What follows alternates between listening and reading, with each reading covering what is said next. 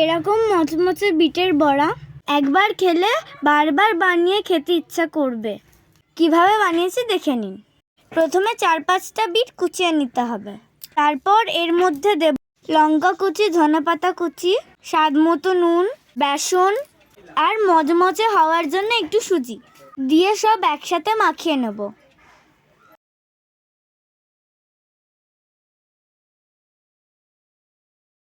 তারপরে গ্যাসে একটি কড়া বসিয়ে কড়াটা একটু গরম হয়ে গেলে সরষের তেল দিয়ে দেব।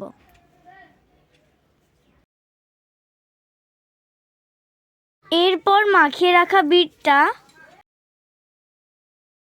এক এক করে বড়া বানিয়ে গরম তেলের মধ্যে ছেড়ে দেব।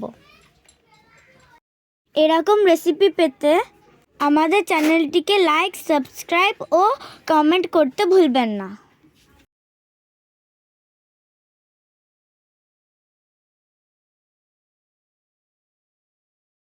বড়াগুলো এপিট ওপিট করে ভেজে নিতে হবে। দুপিট ভালো করে ভেজে নিয়ে তুলে নিয়েই মচমচে বিটের বড়া তৈরি।